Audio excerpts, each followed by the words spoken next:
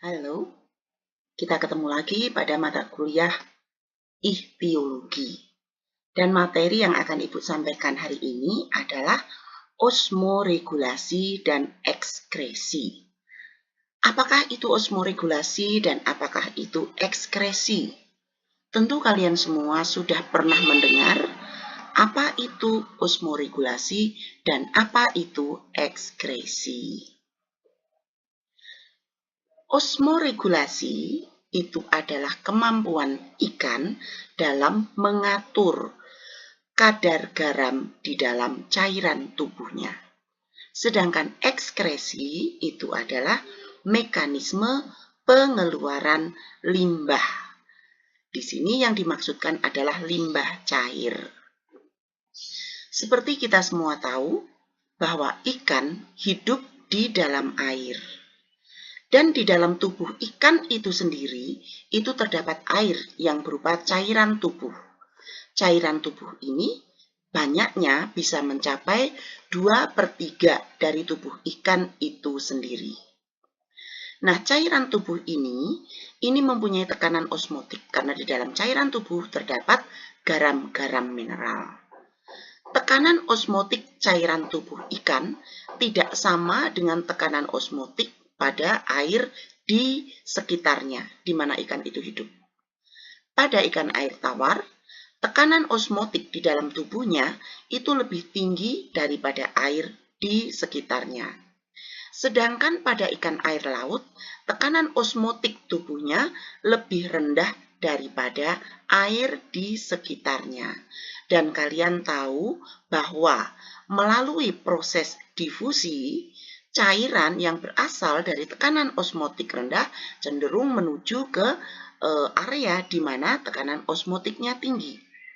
Jadi, pada ikan yang hidup di air tawar, di mana tekanan osmotik di tubuhnya lebih tinggi, itu ada kecenderungan air dari luar akan masuk ke dalam tubuh. Sementara ikan yang hidup di air laut, di mana tekanan osmotik tubuhnya lebih rendah, itu ada kecenderungan cairan dari dalam tubuh akan keluar menuju ke air di sekitarnya. Nah, bagaimana caranya supaya ikan ini tetap bisa bertahan hidup dan tekanan osmotik di dalam cairan tubuhnya itu tetap balance, tetap seimbang? Ini ada suatu mekanisme, di mana mekanismenya itu dinamakan dengan osmoregulasi dan ekskresi. Osmoregulasi itu adalah proses bagaimana menjaga agar kadar garam di dalam tubuh atau tekanan osmotik di dalam tubuh tetap tidak berfluktuasi terlalu tinggi. Dan ekskresi adalah sistem pengeluaran dari hasil penyaringan pada proses osmoregulasi. Pada gambar ini, kalian bisa melihat ada ikan salmon. Ikan salmon ini terkenal karena mereka bermigrasi untuk melakukan reproduksi. Ikan-ikan salmon dewasa yang sudah mempunyai gonad, mereka akan berenang menuju ke sungai, biarpun kadang-kadang harus melalui berbagai rintangan. Mereka tetap berusaha untuk kembali ke sungai asal di mana mereka dulu menetas.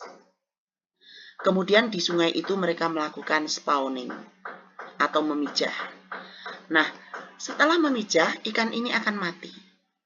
Telur-telur yang sudah dibuai yang ada di dalam air tersebut nantinya berubah menetas menjadi larva ikan, di mana larva ikan ini tumbuh sampai beberapa saat di sungai, kemudian mereka mulai melakukan migrasi ke laut dan untuk selanjutnya tumbuh dewasa di laut.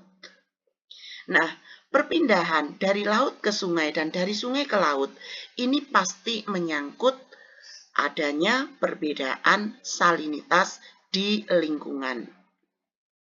Nah, bagaimana ikan ini menghadapi perubahan salinitas itu?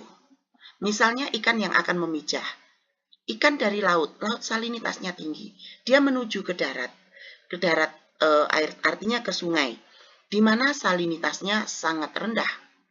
Nah, untuk ikan salmon ini, mereka memang mempunyai daya osmoregulasi yang luar biasa, di mana pada kondisi hidup di laut, mereka mampu untuk membuang kelebihan garam, tapi pada saat mereka berada di air tawar atau di sungai, mereka juga masih mampu untuk menjaga tekanan osmotik di tubuhnya dan menjaga agar garam-garam di dalam cairan tubuhnya tidak keluar. Tapi kalian juga harus paham bahwa untuk proses migrasi ini waktunya juga tidak sebentar, ya, waktunya sampai beberapa hari sehingga ikan ini mempunyai kesempatan untuk menyesuaikan diri terhadap lingkungan. Nah, kita lihat kalau pada gambar ini Ibu hanya ingin menjelaskan bagaimana sebenarnya siklus hidup ikan salmon, di mana ikan salmon itu memijah di area sungai, itu Ibu kasih batasan garis merah, ya, di area sungai ini, kemudian ikan itu memijah, telurnya dibuahi, telur menetas menjadi larva, larva menetas menjadi larva yang agak lebih besar yang namanya alevin, alevin tumbuh menjadi fry, kemudian mereka akan mulai melakukan perjalanan ke laut.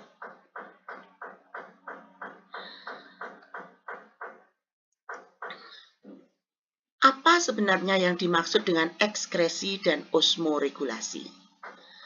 Definisinya, kalau ekskresi adalah proses pengeluaran atau pembuangan sisa hasil metabolik dari tubuh makhluk hidup. Sedangkan osmoregulasi adalah upaya ikan untuk mengontrol keseimbangan air dan ion di dalam tubuh dan lingkungan melalui mekanisme pengaturan tekanan osmotik.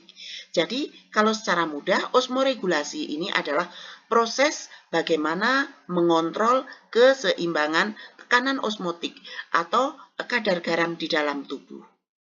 Nah, osmoregulasi ini dilakukan dengan cara penyaringan. Kalau hasil penyaringan tentu berupa limbah. Limbahnya itu yang dikeluarkan dan inilah yang disebut dengan ekskresi. Jadi osmoregulasi dengan ekskresi itu pasti selalu berkaitan. Nah, pada ikan, proses osmoregulasi itu biasanya dilakukan melalui ginjal. Sedangkan proses ekskresi ini bisa dilakukan melalui kulit, bisa saluran pencernaan, dan yang paling banyak juga melalui ginjal atau limbah cair itu berupa urin atau air kencing. Nah, di sini Ibu punya gambar 2 ekor ikan yang hidup di air tawar dan ikan yang hidup di air laut. Ikan-ikan ini menghadapi masalah yang sama, yaitu tekanan osmotik lingkungan air itu berbeda dengan tekanan osmotik cairan tubuh ikan. Tapi bedanya kalau ikan air tawar, tekanan osmotik di dalam tubuhnya lebih tinggi dari lingkungan atau hiperosmotik, sedangkan ikan air laut, tekanan osmotik di dalam tubuhnya lebih rendah dari lingkungannya atau hipoosmotik. Pada ikan air tawar, air cenderung masuk sehingga ikan harus mengeluarkan kelebihan air melalui air kencing. Jadi ikan air tawar ini air kencingnya banyak dan encer. Dan ikan ini juga harus bisa menangkap mineral-mineral, ion-ion yang ada di dalam air untuk dimasukkan ke dalam tubuh untuk menjaga supaya tekanan osmotiknya terjaga.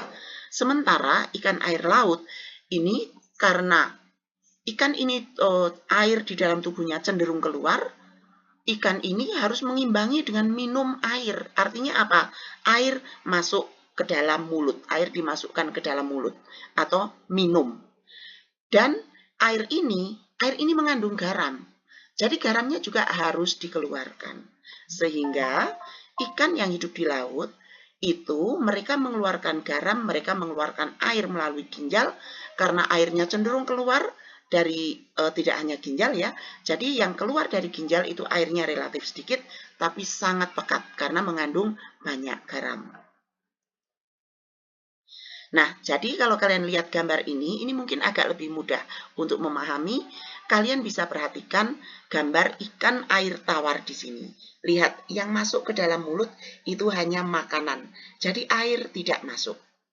Tapi air ini bisa masuk melalui insang. Jadi insang ini ada difusinya, biarpun harusnya nggak boleh ya, tapi tetap ada air masuk melalui insang, ada juga air masuk melalui kulit. Nah, air yang masuk ini harus dibuang. Buangnya melalui apa? Buangnya melalui buangnya melalui urin ya, makanya urinnya banyak dan encer. Sementara pada ikan air laut, kalian lihat, ini yang masuk ke mulut, ini makanan dan juga air laut.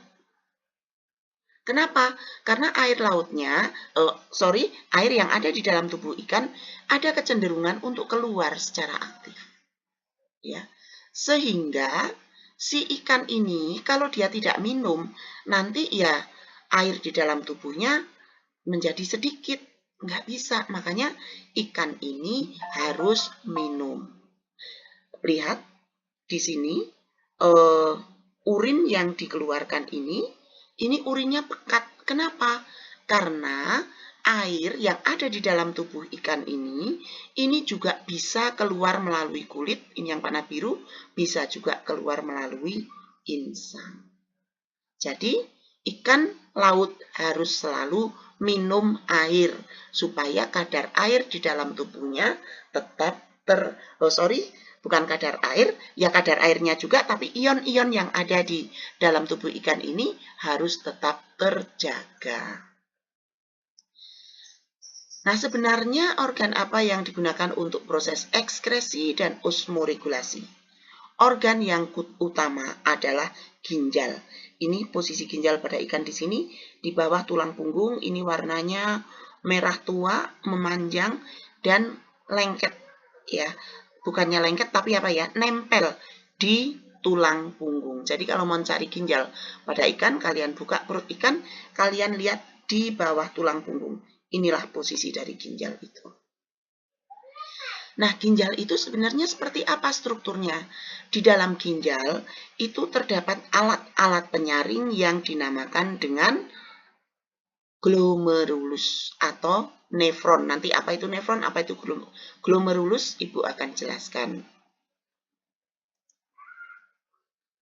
Nah, ini di sini kita lihat ginjal pada ikan. Ginjal pada ikan itu bentuknya memanjang, dan secara umum ginjal pada ikan itu kira-kira strukturnya seperti ini. Yang bagian depan dinamakan dengan pronepros, di belakangnya dinamakan dengan mesonepros. Pronepros, kalian lihat di sini, ini hanya berupa corong yang langsung berhadapan dengan rongga tubuh. Ini corongnya ini sederhana. Jadi yang dinamakan dengan pronepros, ini strukturnya ini sangat sederhana, berupa beberapa corong yang terbuka dan dilengkapi dengan silia, terletak di bagian anterior ini ya. Corong itu dinamakan neprostom yang terbuka ke dalam rongga tubuh di sini. Tapi pronepros ini biasanya hanya berfungsi pada awal kehidupan, pada saat embrio dan larva, dan kemudian fungsinya akan digantikan oleh mesonepros ketika ikan menjadi dewasa. Jadi ikan dewasa ini yang berfungsi untuk menyaring adalah area ini. Mesonepros ini strukturnya lebih rumit daripada pronepros. Ya, kenapa? Karena pada mesonepros itu terdapat unit-unit penyaring yang dinamakan dengan nepron atau kadang juga ditulis nefron. Nepron ini terdiri dari badan Malpighi, nanti Ibu akan jelaskan, dan tubuli ginjal atau suatu saluran yang melingkar-lingkar. Badan Malpighi ini terdiri dari glomerulus, ini kumpulan kapiler darah, nanti Ibu jelaskan, dan kapsula Bowman yang bentuknya seperti mangkuk, di mana di dalam kapsula Bowman terdapat glomerulus.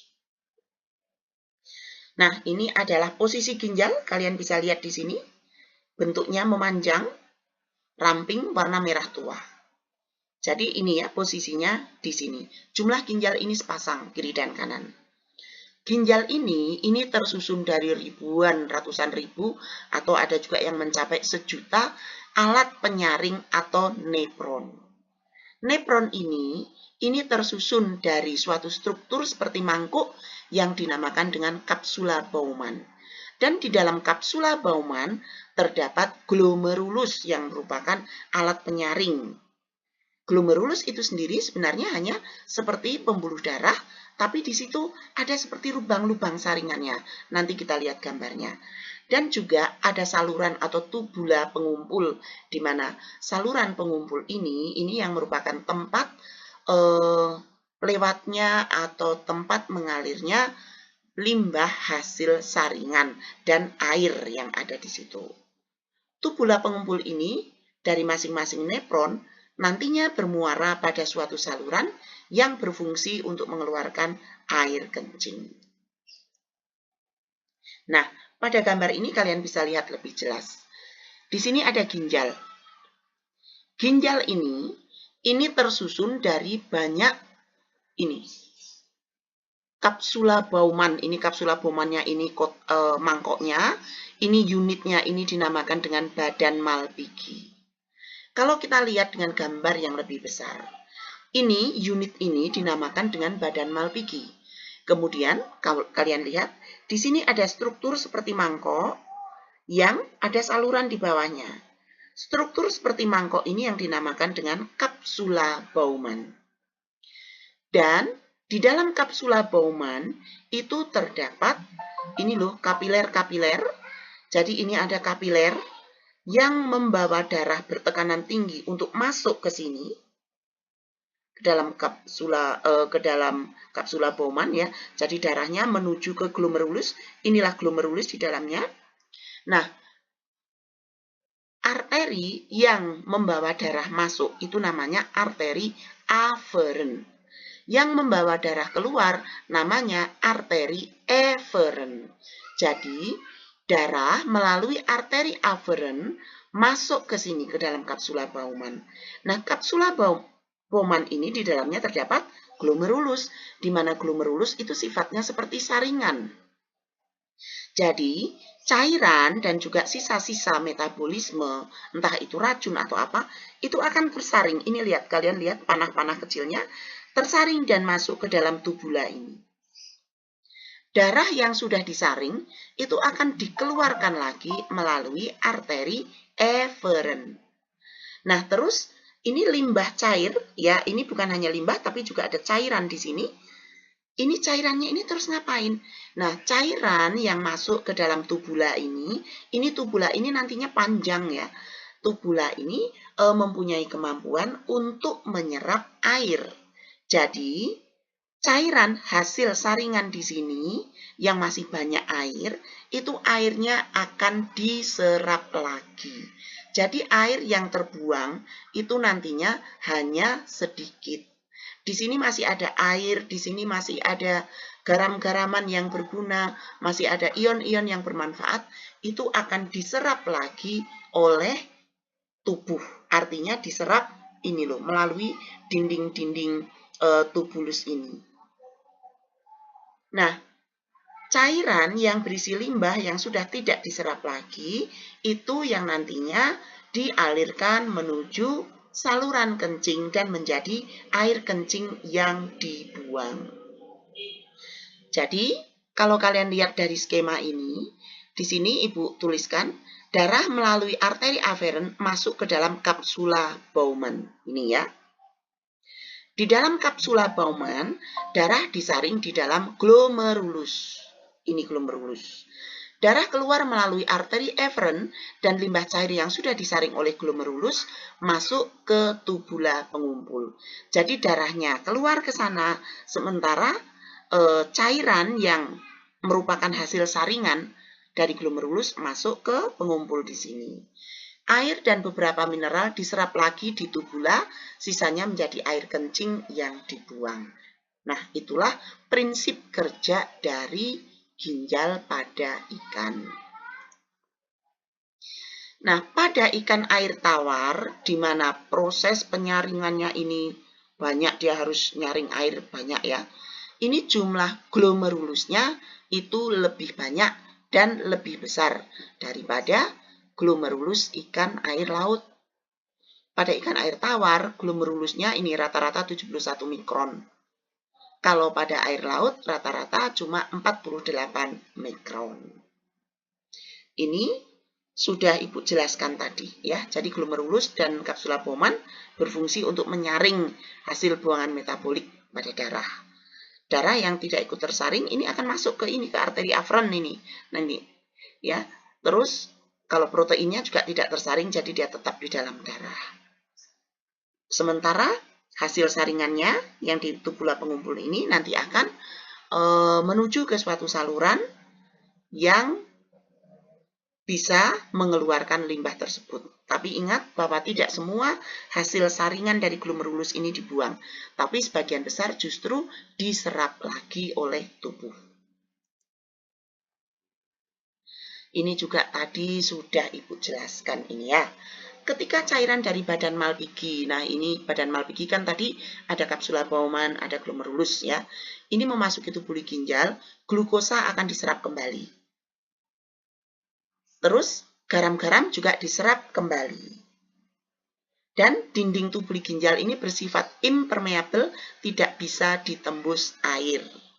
Tapi dia bisa dilewati oleh air dari dalam ke luar. Jadi bisa menyerap air yang ada pada hasil saringan glomerulus tadi. Pada ikan air tawar, ini air yang air seni, air kencing yang dikeluarkan itu encer dan banyak dan masih mengandung sejumlah kecil senyawa nitrogen seperti asam urikat, kreatin dan kreatinin. Nah, meskipun air kencing ini mengandung sedikit garam, tapi kalau keluarnya banyak ya bisa membuat tubuh kehilangan garam. Sehingga garam-garam ini juga harus tetap diambil dari lingkungan atau diambil dari makanan. Kalau di dalam insang itu juga ada sel yang tugasnya untuk nyerap garam pada ikan air tawar. Itu namanya sel klorid. Nah, kalau osmoregulasi pada ikan air lautnya ini kan cairan tubuhnya itu hipotonik. Oh ini Ibu salah, maaf ya, itu harusnya hipotonik, lebih rendah dari lingkungan, sehingga ikan ini cenderung kehilangan air. Itu sebabnya ikannya terus minum, supaya kalaupun airnya keluar, si ikan ini karena minum air, di dalam tubuhnya airnya itu kadarnya masih seimbang. Dan pada waktu minum air kan garam-garamnya masuk juga. Nah, garam-garam inilah yang harus dibuang melalui proses osmoregulasi. Jadi, karena air di dalam tubuh ikan cenderung untuk keluar, maka air yang dibuang melalui air seni ini cuma sedikit, tapi pekat, garam-garamnya banyak. Insang pada ikan air laut ini juga bisa membuang sisa nitrogen gitu ya, nitrogen yang nggak kepake, itu juga dibuang lewat insang. Sedangkan pada ikan hiu itu mekanismenya itu agak berbeda, karena pada ikan hiu ini di dalam cairan tubuhnya itu terdapat urea, sehingga membuat kadar tekanan osmotik cairan tubuh ikan hiu ini juga lebih tinggi dari lingkungannya, tapi bukan karena garam, tapi karena urea. Nah, karena cairan tubuhnya ini hiperosmotik terhadap lingkungan, ini ada kecenderungan si ikan hiu ini untuk menerima air dari lingkungan luarnya. Nah, jadi untuk mengatasi supaya air itu nggak masuk terus, ini air kencingnya juga harus dikeluarkan, ya. Dan di dalam tubuh ginjalnya ikan hiu ini juga terjadi penyerapan urea. Sedangkan permukaan tubuh ikan hiu ini relatif kuat, relatif impermeable, sehingga air tidak bisa masuk. Tapi dari insang bisa ya. Nah, untuk materi Ibu ini rasanya cukup sampai di sini. Ini ada sedikit tambahan bahwa pengaruh hormon terhadap ekskresi dan osmoregulasi itu sangat kuat, di mana hormon-hormon ini akan mempengaruhi proses ekskresi dan osmoregulasi itu sendiri. Hormon ini dapat mempengaruhi ginjal dengan menaikkan atau menurunkan tekanan darah, sehingga merubah laju penyaringan ke dalam kapsula Bowman, yang artinya juga mengubah jumlah cairan ekskresi yang dihasilkan. Hormon ini juga bisa mempengaruhi ekskresi ginjal pada sel tubuli ginjal atau pada saluran ginjal untuk mengubah permeabilitas dan laju penyerapan kembali terhadap substansi tertentu, dan hormon ini juga mempengaruhi penyaringan ataupun penyerapan pada insang. Nah, inilah materi yang Ibu sampaikan. Semoga kalian bisa memahami. Kalau ada pertanyaan, silahkan ditulis pada komen dan kita akan diskusikan. Terima kasih.